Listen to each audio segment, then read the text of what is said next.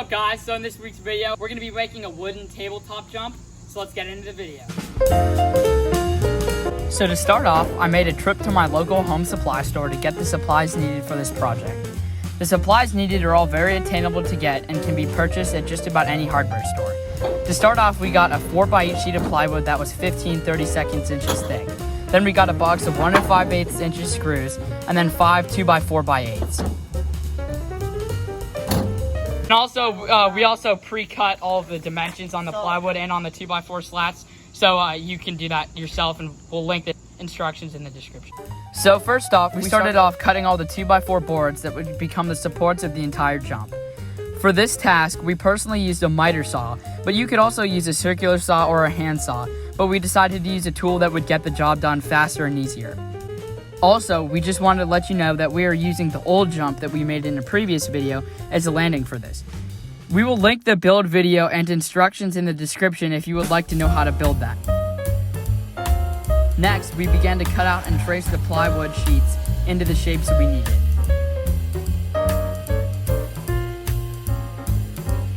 As you can see, we had already traced the curve in the plywood using a small PVC pipe. Then we screwed in all of the screws into the 2x4 supports so the plywood would be held in place. After that, it was finally time to give this jump a test run. As you can see, I easily got around 4 feet from this jump just by hopping off the transition. This will be plenty enough distance to clear the gap with a little more speed. Since it was getting dark, we then decided to continue the tabletop section the next afternoon. We started by cutting out more 2x4 supports for it and began assembling the frame. During this process, we actually ended up using 5/16 lag bolts because we wanted the supports to the frame to be extra sturdy.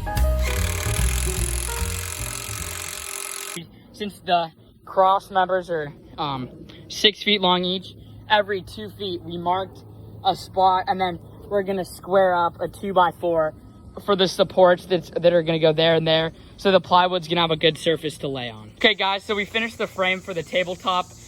Everything's lag bolted together with lag bolts, and then we just drilled pilot holes for each of these, and then just drilled in the lag bolts. We used an impact driver, and so this is these are gonna be the supports for the plywood. And as you can see, this thing is rock solid, so it should be really stable when you're riding across it. We then assembled the legs with a mix of lag bolts and screws. After that, we cut out the top of the plywood section and then began screwing it on with decking screws. We also decided to use these latches to hold it all together.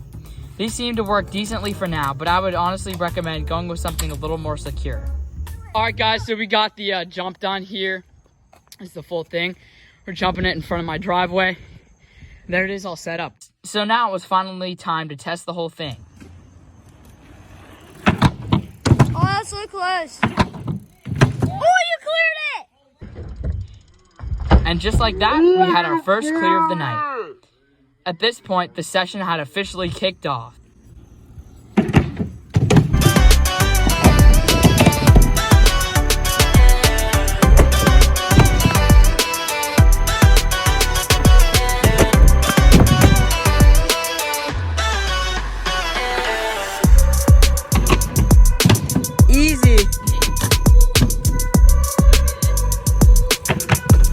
The nice part about this jump is there are so many ways to session it.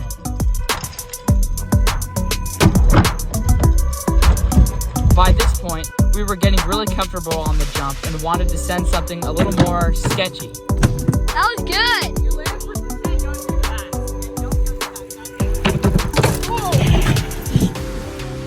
Whoa. Yeah, yours is like really clean for some reason. Although this jump is really fun and almost effortless to clear, some of us didn't get away with that so easily. Anyway guys, thanks for watching and we'll see you next time.